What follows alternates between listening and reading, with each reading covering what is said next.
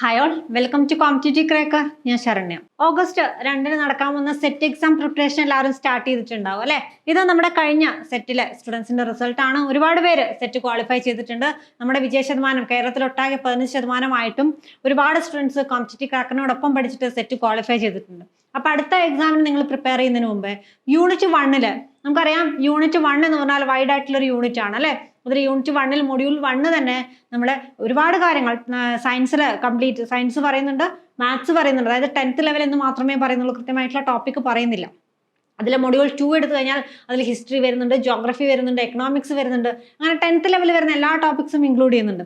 അപ്പൊ അങ്ങനെ ആ രീതിയിൽ നോക്കുകയാണെങ്കിൽ കുറച്ച് വൈഡ് ആയിട്ട് കിടക്കുന്ന ഒരു യൂണിറ്റ് തന്നെയാണ് നമ്മുടെ യൂണിറ്റ് 1 എന്ന് പറയുന്നത്. അപ്പൊ യൂണിറ്റ് 1 ഹിസ്റ്ററിയിലെ കുറച്ച് ചോദ്യങ്ങൾ, നമ്മൾ ഹിസ്റ്ററിയിലെ ചോദ്യങ്ങൾ പഠിക്കുക എന്നതിനുപരിയായിട്ട് ചോദ്യങ്ങൾ വരുന്ന ഏരിയ മനസ്സിലാക്കുക. ഇതേ രീതിയിൽ ഇത് 2-3 വർഷത്തെ ചോദ്യ പേപ്പർ ഒന്നിച്ചെടുത്ത് അതിൽ നിന്ന് ഹിസ്റ്ററിയിൽ വന്നിരിക്കുന്ന ചോദ്യങ്ങൾ ഡിസ്കസ് ചെയ്യുന്നതാണ്.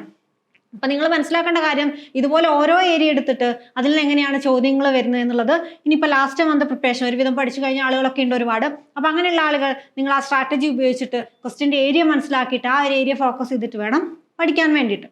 ഓക്കെ, അപ്പൊ നമുക്ക് യൂണിറ്റ് 1 ഹിസ്റ്ററി ആയിട്ട് ബന്ധപ്പെട്ട കുറച്ച് ചോദ്യങ്ങൾ നോക്കാം. അപ്പൊ ഹിസ്റ്ററിയിലെ ചോദ്യങ്ങൾ കണ്ടാൽ നിങ്ങൾക്ക് മനസ്സിലാവും, അത് ആൻഷ്യന്റ് ഇന്ത്യയിലെ ചോദ്യങ്ങൾ ചോദിക്കുന്നുണ്ട്, മിഡീവിയൽ ചോദിക്കുന്നുണ്ട്, നമ്മുടെ എന്താണ് ഇപ്പൊ റീസെന്റ് ആയിട്ടുള്ള പ്രീ ഇൻഡിപെൻഡന്റ് അല്ലെങ്കിൽ പോസ്റ്റ് ഇൻഡിപെൻഡന്റ് കാര്യങ്ങളൊക്കെ ചോദിക്കുന്നുണ്ട്, ഹിസ്റ്ററി ആയിട്ട് ബന്ധപ്പെട്ട് ചോദിക്കുന്നുണ്ട്. അപ്പം എല്ലാം നമ്മൾ എന്ത് ചെയ്യണം, ഒരു തവണ വായിക്കണം. അപ്പൊ നമുക്ക് കൂടുതൽ ഹെൽപ്പ് ആവും നമ്മുടെ SCERTയുടെ ബുക്കാണ്, അതും കൂടെ ഞാൻ ഇതിൽ പറയാം. അപ്പൊ നമുക്ക് ക്വസ്റ്റ്യൻ ഡിസ്കസ് ചെയ്തിട്ട് കൂടുതൽ കാര്യങ്ങൾ പറയാം.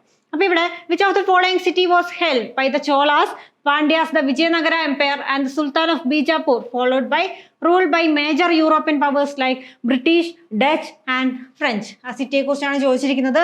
ഏതാണ് എല്ലാവരും, അതായത് ചോളാസും പാണ്ഡ്യാസും വിജയനഗര എംപയറും അതുപോലെ തന്നെ സുൽത്താൻ ഓഫ് ബീജാപൂരും അത് കഴിഞ്ഞിട്ട് നമ്മളെ യൂറോപ്യൻ പവേഴ്സ് ലൈക്ക് ബ്രിട്ടീഷും ഡച്ചും ഫ്രഞ്ചും ഒക്കെ ഉണ്ടായിരുന്ന നമ്മുടെ ഒരു സിറ്റി ഏതാണെന്ന് ചോദിച്ചിട്ടുണ്ട്. അതാണ് നമ്മുടെ ഓപ്ഷൻ സി, പുതുച്ചേരി എന്ന് പറയുന്നത്.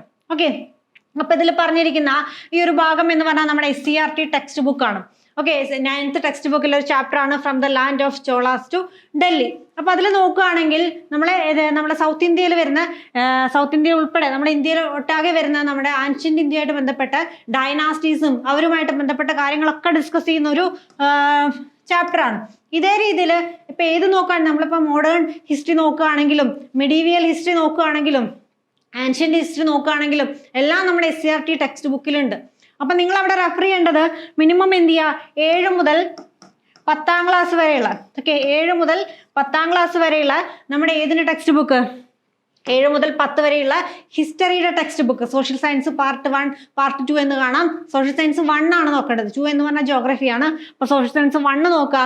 അതിൽ നിങ്ങൾക്ക് എന്ത് കാണാം, നിങ്ങൾ ഈ എക്സാമിന് ചോദിച്ചിരിക്കുന്ന ചോദ്യങ്ങളായിട്ട് ബന്ധപ്പെട്ട്, അതായത് ഹിസ്റ്ററി ആയിട്ട് ബന്ധപ്പെട്ട ചോദ്യങ്ങളൊക്കെ, അതായത് ആൻഷ്യന്റ് മുതൽ നമ്മൾ മോഡേൺ ഹിസ്റ്ററി വരെയുള്ള എല്ലാ കാര്യങ്ങളും ഇൻക്ലൂഡ് ചെയ്തിട്ട് ടെക്സ്റ്റ് ബുക്കിൽ നിങ്ങൾക്ക് വായിക്കാൻ പറ്റും. നിങ്ങൾ മറ്റൊരു മെറ്റീരിയൽ തപ്പി അവിടെ പോകേണ്ട ആവശ്യമില്ല.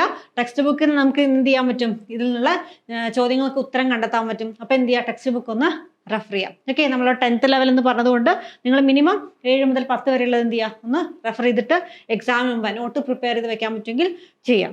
ഓക്കെ, അപ്പൊ ഇനി അടുത്ത ചോദ്യം, the mausoleum that houses the remains of Adil Shah the 7th sultan of Adil Shah dynasty is. Mausoleum ആണ് ചോദിച്ചത്. അപ്പൊ ഇവിടെ ആൻസർ ആയിട്ട് വരുന്ന ഏതാണ്, ഓപ്ഷൻ എ ആണ്, ഗോൾ ഗുംബസ് ആണ്. ബീജാപൂരിലെ ഗോൾ ഗുംബസ് ആണ്, ഓപ്ഷൻ എ ആണ്. ഓക്കെ, അപ്പൊ ഇവിടെ നമ്മുടെ ആൻസർ ആയിട്ട് വരുന്നത് ഓപ്ഷൻ എ ആണ്, ഗോൾ ഗുംബസ് ആണ്, ബീജാപൂർ ആണ്. ഓക്കെ, ശ്രീരംഗപട്ടണം ആരുമായിട്ട് ബന്ധപ്പെട്ടാണ്? ശ്രീരംഗപട്ടണം എന്ന് കേൾക്കുമ്പോൾ നമ്മളെ ആരാണ്, നമ്മളെ ടിപ്പു സുൽത്താനായിട്ട് ബന്ധപ്പെട്ടാണ് ശ്രീരംഗപട്ടണം എന്ന് പറയുന്നത്. അങ്ങനെ കണക്ട് ചെയ്തിട്ട് നിങ്ങൾക്ക് ആൻസറിലേക്ക് എത്താൻ പറ്റും. ഓപ്ഷൻ എലിമിനേറ്റ് ചെയ്തിട്ട് നിങ്ങൾക്ക് എന്ത് ചെയ്യാൻ പറ്റും, ആൻസറിലേക്ക് എത്താൻ പറ്റും. ഓപ്ഷൻ കൃത്യമായിട്ട് വായിക്കാം. നിങ്ങൾ കേൾക്കാത്ത പേരുകളായിരിക്കും, കേൾക്കാത്ത സ്ഥലങ്ങളായിരിക്കും, പക്ഷേ എന്നാലും ചില ചോദ്യങ്ങളൊക്കെ നിങ്ങൾക്ക് എന്ത് ചെയ്യാം, ഓപ്ഷൻ എലിമിനേറ്റ് ചെയ്യാനുള്ള ഒരു ഓപ്ഷൻ ഉണ്ട് അല്ല. ശ്രീരംഗപട്ടണം നമുക്കറിയാം, ടിപ്പു സുൽത്താനായിട്ട് ബന്ധപ്പെട്ട് നമ്മൾ ഒരുപാട് കേട്ടതാണ്, മൈസൂരൊക്കെ ആയിട്ട് ബന്ധപ്പെട്ട്. അപ്പൊ അതുകൊണ്ട് അങ്ങനെ ഓപ്ഷൻ എലിമിനേറ്റ് ചെയ്യാൻ പറ്റുന്നത് എലിമിനേറ്റ് ചെയ്തിട്ട് ആൻസറിലേക്ക് എത്താൻ നോക്കുക. ഓക്കെ, ബീബി കാ മക്ബറ പറയുമ്പം ഔറംഗസേബുമായിട്ട് ബന്ധപ്പെട്ട കാര്യങ്ങളാണ്. അപ്പം ആ രീതിയിൽ അങ്ങനെ കണക്ട് ചെയ്തിട്ടൊക്കെ ചിന്തിക്കാം. ഓക്കെ, ഇനി അടുത്തത് the powerful I dynasty ruled part of Kerala. അപ്പൊ ഐ ഡൈനാസ്റ്റി എവിടെ ആയിരുന്നു, നമ്മുടെ കേരളത്തിന്റെ പാർട്ടായിരുന്നു ഐ ഡൈനാസ്റ്റി. ഐ ഡൈനാസ്റ്റി ഏത് ഭാഗത്താണ്, നമ്മുടെ സദേൺ ഭാഗത്താണ് അല്ലെ. തിരുവനന്തപുരം, കന്യാകുമാരി ഭാഗങ്ങളിലാണ് ഐ ഡൈനാസ്റ്റി ഉണ്ടായിരുന്നത്. നമ്മുടെ ഫേമസ് ആയിട്ടുള്ള പത്മനാഭസ്വാമി ടെമ്പിൾ ഒക്കെ ഐ ഡൈനാസ്റ്റി കാലത്താണ് പണിതെന്ന് പറയപ്പെടുന്നുണ്ട്. അപ്പൊ ഐ ഡൈനാസ്റ്റി ആ ഒരു ഏരിയ ആണ്, തിരുവനന്തപുരം, ഏതാണ് നമ്മുടെ കന്യാകുമാരി ഏരിയയിലൊക്കെ വരുന്നതാണ് ഐ ഡൈനാസ്റ്റി. അപ്പോൾ ഇതുപോലെ ഐ ഡൈനാസ്റ്റി പോലെ തന്നെ നമ്മൾ ഫസ്റ്റ് ചോദ്യത്തിൽ കണ്ടു ചേരമാര് അല്ലെങ്കിൽ ചോളന്മാര് പാണ്ഡ്യന്മാര് അല്ലെ, അങ്ങനെയുള്ളതൊക്കെ നമ്മൾ എക്സാമിന് ചോദിക്കുന്നുണ്ട്. ഇതെല്ലാം നിങ്ങളുടെ സെറ്റ് എക്സാമിന് ചോദിച്ചതാണ്. അപ്പോൾ ആൻഷ്യന്റ് ഹിസ്റ്ററി ആയിട്ട് ബന്ധപ്പെട്ട്, കേരളമായിട്ട് ബന്ധപ്പെട്ട്, സദേൺ മോസ്റ്റ് ഏരിയ ആയിട്ട് ബന്ധപ്പെട്ട് വിജയനഗര സാമ്രാജ്യത്തെ കുറിച്ച് ചോദിക്കാറുണ്ട്. ഓക്കെ, അങ്ങനെ എല്ലാ കാര്യങ്ങളും നമ്മുടെ സെറ്റ് എക്സാമിന് ചോദിക്കുന്നുണ്ട്. ഇതെല്ലാം നമ്മുടെ എവിടെയുണ്ട്, നമ്മുടെ ടെക്സ്റ്റ് ബുക്കിലും ഉണ്ട്. ഓക്കെ, CRT ടെക്സ്റ്റ് ബുക്കിലും ഉണ്ട്. അപ്പോൾ CRT ടെക്സ്റ്റ് ബുക്ക് എന്ത് ചെയ്യുക, കൃത്യമായിട്ട് വായിക്കുക. അതിൽ നിങ്ങൾക്ക് ഇത് കൂടുതൽ കാര്യങ്ങൾ, ഇതുമായിട്ട് ബന്ധപ്പെട്ട കൂടുതൽ കാര്യങ്ങളൊക്കെ നിങ്ങൾക്ക് പറയാൻ പറ്റും.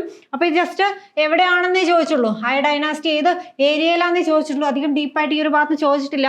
അപ്പോൾ അതുകൊണ്ട് മിനിമം അതിന്റെ ബേസിക് കാര്യങ്ങളെങ്കിലും എന്ത് ചെയ്യുക, മനസ്സിലാക്കി മുന്നോട്ട് പോവാം. ഓക്കെ, അപ്പോൾ ഇവിടെ ഓപ്ഷൻ ബി ആണ് ആൻസർ ആയിട്ട് വരുന്നത്, southern most. Okay, southern most ഭാഗത്തിലാണ് ഏതുള്ളത്, ഐ ഡൈനാസ്റ്റി ഉള്ളത്. ഇനി അടുത്തത് arrange following events in Indian freedom movements in chronological order, earliest to latest ആണ് കൊടുത്തിരിക്കുന്നത്. അപ്പൊ ഇവിടെ ഇതിപ്പോ മോഡേൺ ഹിസ്റ്ററി ആയിട്ട് ബന്ധപ്പെട്ട കാര്യങ്ങളാണ്. ഓക്കെ, മോഡേൺ നമ്മുടെ ഇന്ത്യൻ ഹിസ്റ്ററി ആയിട്ട് ബന്ധപ്പെട്ട കാര്യങ്ങളാണ് ഇവിടെ ചോദ്യം വന്നിരിക്കുന്നത്. അപ്പൊ ഇതിനെ ക്രോണോളജിക്കൽ ഓർഡറിൽ എഴുതാൻ പറഞ്ഞതാണ്, ഏർലിയസ്റ്റ് ടു ലേറ്റസ്റ്റ് ആയിട്ടാണ് എഴുതുന്നത്. മഹാത്മാഗാന്ധി സാൾട്ട് മാർച്ച് ഏത് വർഷമായിരുന്നു, 1930 അല്ലെ, 1930 എന്ത് സാൾട്ട് മാർച്ച്. ഓക്കെ, അപ്പൊ ക്രോണോളജിക്കൽ ഓർഡറിൽ ഇതിനെ അറേഞ്ച് ചെയ്യാൻ വേണ്ടിയിട്ടാണ്. നമുക്കറിയാം salt march, Mahatma Gandhi salt march എപ്പോഴായിരുന്നു, 1930 അല്ലെ, 1930 സാൾട്ട് മാർച്ച് എന്ന് പറയുന്നത്. Passing of Rowlatt act, Rowlatt act 1919 അല്ലെ, 1990 റൗലറ്റ് ആക്ട്. പിന്നെ public declaration of Purna Swaraj, അതിന്റെ പബ്ലിക് ഡിക്ലറേഷൻ എപ്പോഴാണ് പാസ്സാക്കി എന്നുള്ളതല്ല, പബ്ലിക് ഡിക്ലറേഷൻ എപ്പോഴാണെന്നാണ് ചോദിച്ചത്. അതും 1930 തന്നെയാണ്. ഓക്കെ, പൂർണ്ണ സ്വരാജ് പാസ്സാക്കിയത് 1929 INC സമ്മേളനത്തിലാണ്. അതിന്റെ ഡിക്ലറേഷൻ, പബ്ലിക് ഡിക്ലറേഷൻ ആണ് ചോദിച്ചത്, അത് 1930 നോൺ കോപ്പറേഷൻ മൂവ്മെന്റ് 1920 ഓക്കെ, 1920 അപ്പൊ നമുക്ക് ഇവിടെ കൺഫ്യൂഷൻ വരുന്നത് രണ്ടെണ്ണം 1930 വരുന്നുണ്ട് അല്ലെ. അപ്പം സാൾട്ട് മാർച്ച് എന്ന് പറയുന്നത് 1930 മാർച്ച് ഏപ്രിൽ ആയിട്ടാണ് എന്ത് നടക്കുന്നത്, നമ്മുടെ സാൾട്ട് മാർച്ച് നടക്കുന്നത്. Okay, public declaration of Purna Swaraj 1930 January 26 okay, ജനുവരി 26 ഏത് public declaration of Purna Swaraj എന്ന് പറയുന്നത്. അപ്പൊ നമുക്ക് ഇവിടെ ആൻസർ ചെയ്ത് വരാം. ആദ്യം വരുന്നത് ഏതാണ്, ആദ്യം വരുന്നത് നമ്മുടെ റൗലറ്റ് ആക്ട് ആണ് അല്ലെ. ഓക്കെ, അപ്പൊ നമുക്ക് ഇവിടെ ആൻസർ എന്ത് പറയാം, ആദ്യം വരുന്നത് ഏതായിരുന്നു, ഞാൻ പറഞ്ഞ പോലെ 1919 ഏതാണ്, റൗലറ്റ് ആക്ട് വരുന്നു. പിന്നെ ഏതാണ് 1920 നോൺ കോപ്പറേഷൻ മൂവ്മെന്റ് 4ാമത് വരുന്നു. പിന്നെ 1930 തന്നെ 2 ഇവന്റ്സ് വരുന്നുണ്ട്. Public declaration of Purna Swaraj അത് ജനുവരി 26 പിന്നെ ഏത് വരും, അപ്പൊ 3 വരും. പിന്നെ മഹാത്മാഗാന്ധി സാൾട്ട് മാർച്ച് ഓപ്ഷൻ 4 വരും. അപ്പൊ അങ്ങനെ വരുമ്പോൾ നമ്മുടെ ആൻസർ ഏതാണ്, ഓപ്ഷൻ ഡി ആണ്, 2, 4, 3, 1 ആണ്. ഓക്കെ, ഇപ്പോൾ ഇവിടെ കൺഫ്യൂസിങ് വരുന്ന 2 ഏരിയ ഉണ്ടായിരുന്നു. അതിന്റെ കറക്റ്റ് ആയിട്ടുള്ള മന്ത് ഓർത്ത് വെച്ചാൽ മാത്രമേ നമുക്ക് എന്ത് ചെയ്യാൻ പറ്റുണ്ടായിരുന്നുള്ളൂ, ആൻസർ കറക്റ്റ് ആയിട്ട് കണ്ടുപിടിക്കാൻ പറ്റുള്ളായിരുന്നു. ഓക്കെ, ഇനി അടുത്തതും അതേ രീതിയിൽ വന്നിരിക്കുന്ന ഒരു ഏതാണ്, നമ്മൾ ക്രോണോളജിക്കൽ ഓർഡറിൽ അറേഞ്ച് ചെയ്യാനാണ്. ഇത് കേരളമായിട്ട് ബന്ധപ്പെട്ട് കേരള ഹിസ്റ്ററി ആയിട്ട് ബന്ധപ്പെട്ട കാര്യങ്ങളാണ് ഇതിൽ കൂടുതലായിട്ട് വരുന്നത്. നോക്കാം. Formation of the Travancore legislative council വരുന്നുണ്ട്, വൈക്കം സത്യാഗ്രഹം വരുന്നുണ്ട്, ആറ്റിങ്ങൽ റെബലിയൻ വരുന്നുണ്ട്, merger of Travancore and Cochin state, last one the temple entry proclamation by the Maharaja of Travancore. ഇത്രയാണ് വരുന്നത്. അപ്പൊ ഇതിൽ നമുക്ക് ഓൾറെഡി അറിയാം, അതിൽ ആദ്യം വരുന്ന ഏതാണ്, ആറ്റിങ്ങൽ റെബലിയൻ ആണ് അല്ലെ. ആറ്റിങ്ങൽ റെബലിയൻ വരുന്നത് 1721 ആറ്റിങ്ങൽ റെബലിയൻ എപ്പോഴാണ്, 1721 ആറ്റിങ്ങൽ റെബലിയൻ വരുന്നത്. അപ്പൊ 3 ആണ് സ്റ്റാർട്ട് ചെയ്യുന്നത്. ഓക്കെ, അപ്പൊ 3 സ്റ്റാർട്ട് ചെയ്യുന്നത്. പിന്നെ നമുക്കറിയാം ട്രാവൻകൂറും കൊച്ചിൻ സ്റ്റേറ്റും കൂടെ ഒന്നാക്കുന്ന എപ്പോഴാ, നമ്മൾ സ്വാതന്ത്ര്യം കിട്ടിയതിന് ശേഷമാണ് അല്ലെ, 1949 അതായത് 4 ആണ് ലാസ്റ്റ് വരുന്നത്. അപ്പൊ 3 സ്റ്റാർട്ട് ചെയ്യുന്നു, 4 എൻഡ് ചെയ്യുന്നു. അപ്പൊ ഏത് ഓപ്ഷൻ മാത്രമേ ഉള്ളൂ, 3 സ്റ്റാർട്ട് ചെയ്യുന്നു, 4 എൻഡ് ചെയ്യുന്ന ഒരു ഓപ്ഷൻ മാത്രമേ ഉള്ളൂ. നമുക്ക് എന്ത് ചെയ്യാം, ബാക്കിയുള്ളതും കൂടെ ഒന്ന് നോക്കാം. Formation of Travancore legislative council എന്ന് പറഞ്ഞാൽ 1888 വൈക്കം സത്യാഗ്രഹം 1924 25 വർഷങ്ങളിലാണ് വൈക്കം സത്യാഗ്രഹം നടക്കുന്നത്. ആറ്റിങ്ങൽ റെബലിയൻ 1721 വരുന്നു. Merger of Travancore and Cochin state 1949 വരുന്നു. ടെമ്പിൾ എൻട്രി പ്രൊക്ലമേഷൻ എപ്പോഴാണ്, 1936 വരുന്നു. അപ്പൊ നമ്മുടെ ആൻസർ വരുന്നത് ആദ്യം 3 വരും. പിന്നെ formation of Travancore legislative council എന്ന് പറഞ്ഞു കഴിഞ്ഞാൽ 1888 1 വരും. പിന്നെ വൈക്കം സത്യാഗ്രഹം 24 25 വർഷത്തിൽ. പിന്നെന്താണ് 1936 ടെമ്പിൾ എൻട്രി പ്രൊക്ലമേഷൻ. പിന്നെ ഏതാണ് last one, merger of Travancore and Cochin state 1936 1949. അപ്പം കേരള ഹിസ്റ്ററി ആയിട്ടും ഇന്ത്യൻ ഹിസ്റ്ററി ആയിട്ടും മോഡേൺ ഹിസ്റ്ററി ഒക്കെ ചോദിക്കുന്നുണ്ട്. ഓക്കെ, അപ്പൊ ഏരിയ മനസ്സിലാക്കാൻ വേണ്ടിയിട്ടാണ് ഈ ക്വസ്റ്റ്യൻ ഡിസ്കസ് ചെയ്യുന്നത്.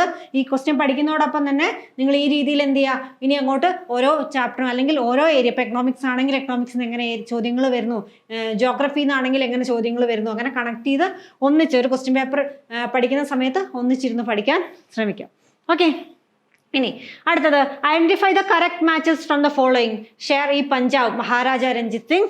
Mother of Indian revolution madam Cama, madam Bhikaji കാമയാണ് കേട്ടോ. Lion of Kerala Pazhassi Raja. മഹാമാന മദൻ മോഹൻ മാളവ്യ. എത്രയാണ് തന്നിരിക്കുന്നത്, ഇതിൽ കറക്റ്റ് ആയിട്ട് മാച്ച് ചെയ്ത് ഏതൊക്കെയെന്നാണ് ചോദിക്കുന്നത്. അപ്പൊ നമുക്കറിയാം ഷെയർ ഇ പഞ്ചാബ് അല്ലെങ്കിൽ പഞ്ചാബ് സിംഹം എന്നറിയപ്പെടുന്ന ആര് തന്നെയാണ്, മഹാരാജ രഞ്ജിത് സിംഗ് തന്നെയാണ്. ഒന്ന് കറക്റ്റ് ആണ്. Mother of Indian revolution madam Bhikaji Cama, അതും കറക്റ്റ് ആണ്. നമുക്ക് പറയാം 1907 ഇന്ത്യൻ ദേശീയ പതാക ജർമ്മനിയിൽ ഉയർത്തിയിട്ടുണ്ട് അല്ലെ മാഡം ഭിക്കാജി കാമ. അപ്പം രണ്ടാമത്തതും കറക്റ്റ് ആണ്. മൂന്നാമത്തെ ലയൺ ഓഫ് കേരള സിംഹം എന്നറിയപ്പെടുന്ന ആരാണ്, പഴശ്ശിരാജയാണ്. മൂന്നും കറക്റ്റ് ആണ്. മഹാമാന എന്നറിയപ്പെടുന്ന മദൻ മോഹൻ മാളവ്യാണ്. അപ്പൊ അതും കറക്റ്റ് ആണ്. അപ്പൊ ഇവിടെ 1, 2, 3, 4 ഇവിടെ കറക്റ്റ് ആണ്. ഓപ്ഷൻ ഡി ആണ് ഇവിടെ ആൻസർ ആയിട്ട് വരുന്നത്. ഓക്കെ, അപ്പൊ ഇത് കുറച്ച് വർഷങ്ങളിൽ ഒരു ചോദ്യം 2 ചോദ്യങ്ങളൊക്കെ നമ്മുടെ ഹിസ്റ്ററി ഭാഗത്ത് ചോദിക്കാറുണ്ടോ. കഴിഞ്ഞ തവണ ഇന്ത്യൻ ഹിസ്റ്ററിയിൽ നിന്ന് 2 ചോദ്യങ്ങൾ വന്നിട്ടുണ്ടായിരുന്നു. അങ്ങനെ മാറി മാറി ചോദ്യങ്ങൾ വരാറുണ്ട്. അപ്പൊ അതിന്റെ കൃത്യമായിട്ടുള്ള എങ്ങനെ പഠിക്കണം, ഏത് സ്ട്രാറ്റജിയിൽ പഠിക്കണം എന്നാണ് ജസ്റ്റ് കാണിച്ചു തന്നിരിക്കുന്നത്. ആ രീതിയിൽ നിങ്ങളെ പഠനം മുന്നോട്ട് കൊണ്ടുപോകാം. ഓക്കെ, അപ്പൊ ഇനിയുള്ള ഒരു മാസം ഇപ്പൊ പഠിച്ചു തുടങ്ങാത്ത ഒരുപാട് പേരുണ്ടായിരിക്കും, അല്ലെങ്കിൽ കഴിഞ്ഞ തവണയൊക്കെ പഠിച്ച ലാസ്റ്റ് എക്സാമിന്റെ സമയത്ത് പ്രിപ്പറേഷൻ സ്റ്റാർട്ട് ചെയ്തിരിക്കുന്ന ഒരുപാട് പേരുണ്ട്. ഇപ്പൊ നെറ്റ് എക്സാം കഴിഞ്ഞു, നെറ്റ് എഴുതിയ ഒരുപാട് പേര് സെറ്റിന് വേണ്ടിയിട്ട് ഇനി പ്രിപ്പറേഷൻ സ്റ്റാർട്ട് ചെയ്തിട്ടുണ്ട്. അപ്പൊ അങ്ങനെയുള്ള ആളുകൾക്ക് വേണ്ടിയിട്ട് നമ്മുടെ 30 ദിവസത്തെ ക്രാഷ് കോഴ്സ് സ്റ്റാർട്ട് ചെയ്തിട്ടുണ്ട്. അതായത് 30 ദിവസം കൊണ്ട് നമ്മളെ സിലബസിലെ കോർ ഏരിയ കവർ ചെയ്യുന്ന രീതിയിലാണ് നമ്മൾ സിലബസ് സെറ്റ് ചെയ്തിരിക്കുന്നത്, ടൈം ടേബിൾ സെറ്റ് ചെയ്തിരിക്കുന്നത്. എല്ലാം പഠിക്കുക എന്നുള്ളതല്ല, ഇമ്പോർട്ടൻ്റ് ആയിട്ടുള്ള കാര്യങ്ങൾ എന്ത് ചെയ്യുക, അത് വിടാതെ പഠിക്കുക എന്നുള്ളതാണ്. ഓക്കെ, റാൻഡമായിട്ട് പഠിക്കാൻ ആർക്കും പറ്റും, പക്ഷേ സ്മാർട്ട് ആയിട്ടുള്ള സ്ട്രാറ്റജി ഉപയോഗിച്ചിട്ട് സിലബസ് കവർ ചെയ്യുന്ന രീതിയിലാണ് 30 ദിവസത്തെ ക്ലാസ്സുകൾ ഇനി ആരംഭിക്കാൻ പോകുന്നത്. ഓക്കെ, അപ്പോൾ കോഴ്സിനെ കുറിച്ചുള്ള ഡീറ്റെയിൽസ് ഒക്കെ നമ്പറിൽ കോൺടാക്ട് ചെയ്ത് കഴിഞ്ഞാൽ കിട്ടും. ഓക്കെ, മെൻറ്റർഷിപ്പ് ഉണ്ടായിരിക്കും, ലൈവ് ക്ലാസ് ഉണ്ടായിരിക്കും, റിവിഷൻ ഉണ്ടായിരിക്കും, അതുപോലെ തന്നെ റിവിഷൻ എക്സാമും ഉണ്ടായിരിക്കും. ആ രീതിയിലാണ് നമ്മുടെ കോഴ്സ്. കൂടുതൽ ഡീറ്റെയിൽസ് നമ്മുടെ നമ്പറിൽ വിളിക്കുക കേട്ടോ, അവർ ഡീറ്റെയിൽ ആയിട്ട് പറഞ്ഞുതരും. ഓക്കെ, അതോടൊപ്പം തന്നെ നമ്മുടെ കറണ്ട് അഫയറിൻ്റെ ഇമ്പോർട്ടൻറ്റ് ഞാൻ പറഞ്ഞു തരേണ്ട ആവശ്യമില്ല സെറ്റ് എക്സാമിന് അല്ലേ. നമ്മൾ ഏകദേശം 20 മാർക്കിനൊക്കെ ചില എക്സാമുകൾക്കൊക്കെ ചോദ്യം വന്നിട്ടുണ്ട് കറണ്ട് അഫയറിന്. അപ്പോൾ കറണ്ട് അഫയറായിട്ട് ബന്ധപ്പെട്ട കാര്യങ്ങളും അതോടൊപ്പം തന്നെ ഫ്രീ ആയിട്ടുള്ള ക്യൂസസും നമ്മൾ ഈ ഒരു പഠിക്കുന്ന ഒരു ഏരിയയിൽ തന്നെ നമ്മുടെ സിലബസിനെ ബേസ് ചെയ്തിട്ട് തന്നെ ഫ്രീ ആയിട്ടുള്ള ക്യൂസസ് ഒക്കെ നമ്മുടെ കോമ്പറ്റീറ്റീവ് ക്രാക്കറിന്റെ ആപ്പിൽ അവൈലബിൾ ആണ്, ഫ്രീ ആയിട്ട് അവൈലബിൾ ആണ്. അപ്പോൾ ആപ്പ് ഡൗൺലോഡ് ചെയ്യുക, അതിൽ കറണ്ട് അഫയർ ക്വസ്റ്റ്യൻസ് ഒക്കെ ഡെയിലി വർക്കൗട്ട് ചെയ്ത് നോക്കാനൊക്കെ ശ്രമിക്കാം. ഓക്കെ, അപ്പോൾ ഇതുപോലുള്ള വീഡിയോസ് ഒക്കെ ആയിട്ട് നമുക്ക് അടുത്ത ക്ലാസ്സുകളിൽ കാണാം. എല്ലാവരും കൃത്യമായ സ്ട്രാറ്റജിയിലൂടെ നിങ്ങളുടെ പഠനം മുന്നോട്ട് കൊണ്ടുപോകുക. ഓഗസ്റ്റ് 2 നന്നായിട്ട് എല്ലാവർക്കും എക്സാം എഴുതാൻ സാധിക്കട്ടെ. Thank you so much.